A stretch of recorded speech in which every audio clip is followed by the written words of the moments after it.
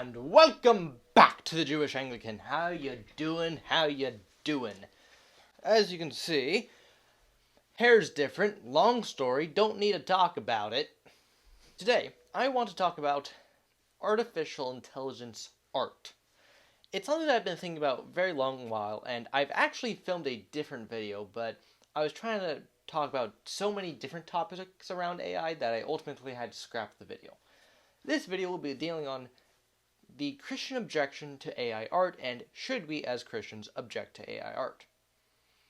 First, we have to acknowledge what AI art is. AI art is when artificial intelligence runs through other already made art and makes their own version of it, per se. Type it into some type of, you say what you want the AI to make, and then the AI makes it. Now, there are a couple of objections to AI art, and we're only dealing with art today because I feel like that's something that people don't talk as much. There's been a lot of issues about AI chat and a lot of AI marriages that are happening very recently. If you want a good video on that, I'd recommend Trent Horn and Papa Meat, of all people. They both have very good videos on the dangers of AI personas and AI chat. So, let's run through the issues with AI art and how Christians should deal with them.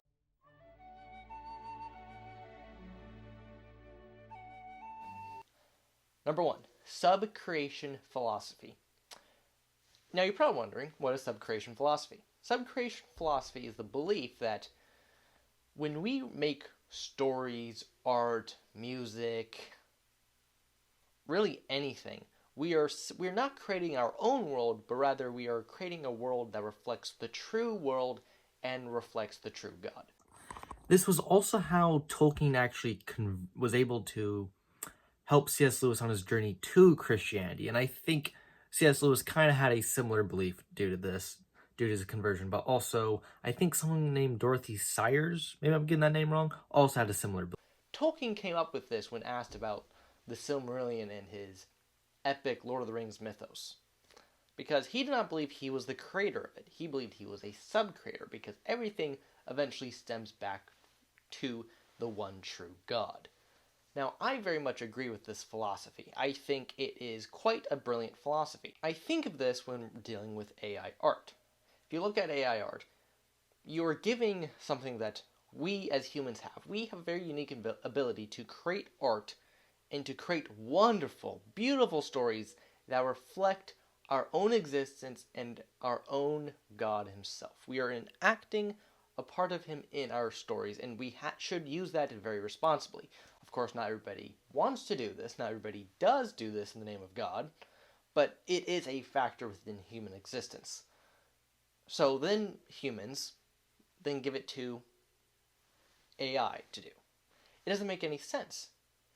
We as humans should be making art because we have a soul.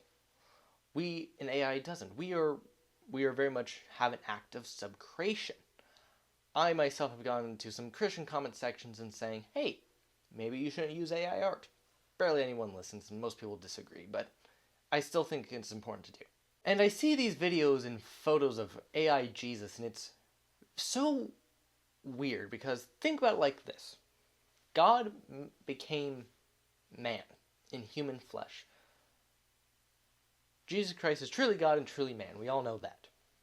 And we see people doing these AIs where they do a photo or an artwork of Jesus.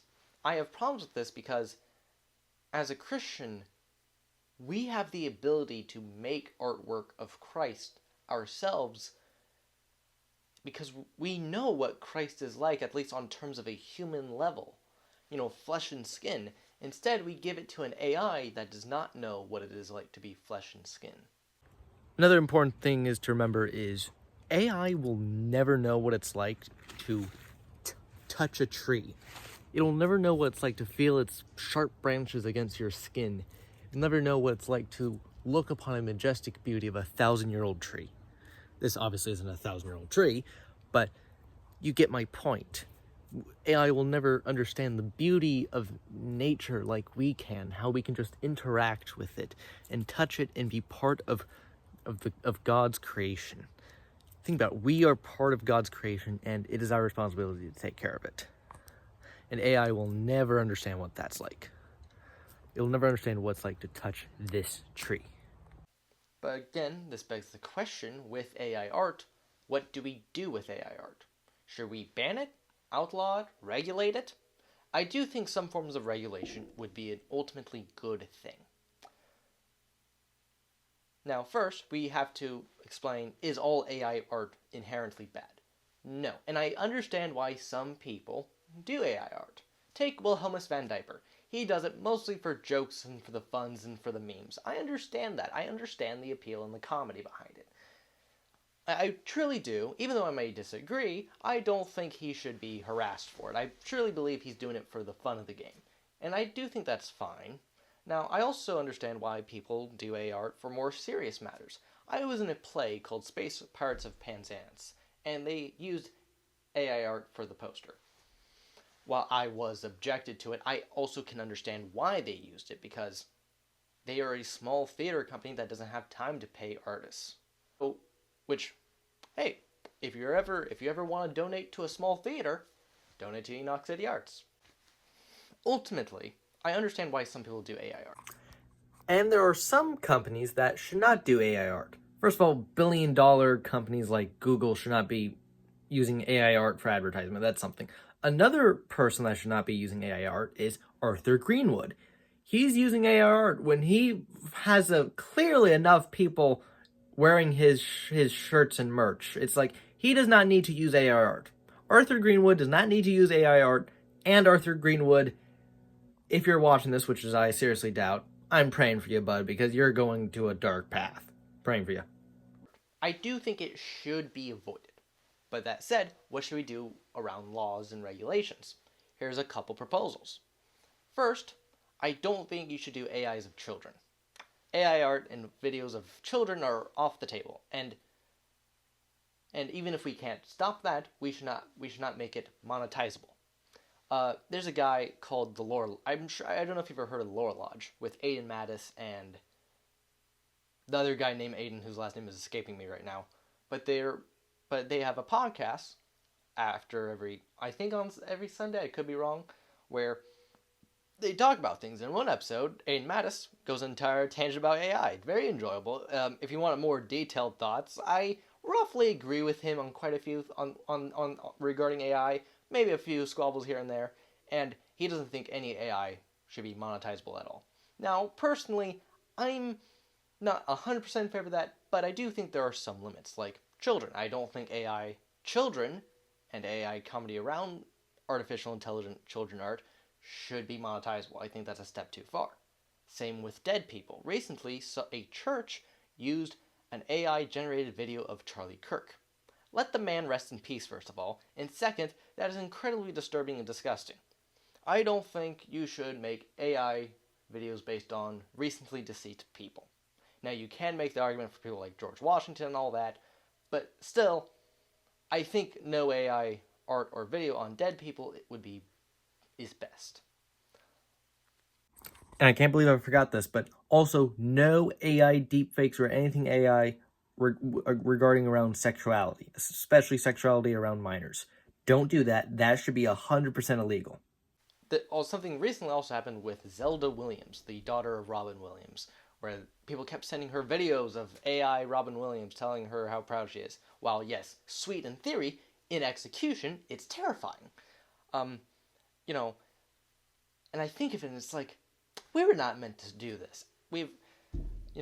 There's a lot of debate about AI and what to do with it, but ultimately, I think we need firm regulations. AI art is very dangerous, especially if we're trying to do serious work with it. Because I believe it is the dedication of the human spirit. Take the Studio Ghibli films, for example. They are some of the most beautifully animated films of the 20th and 21st century.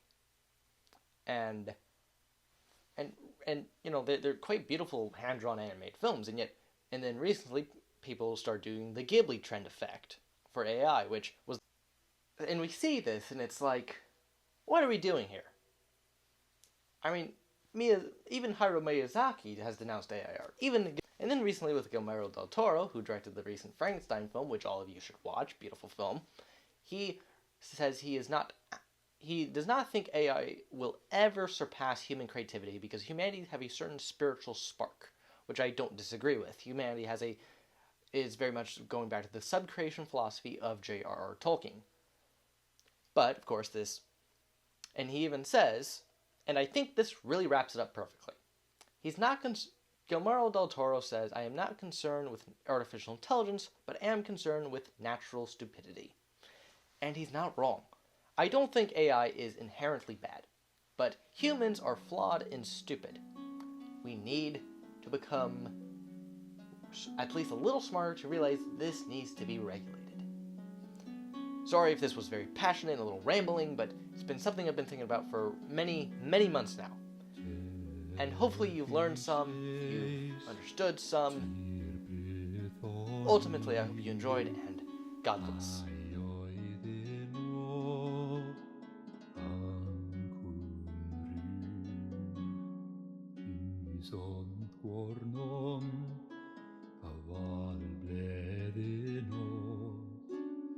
Binna mi haval klær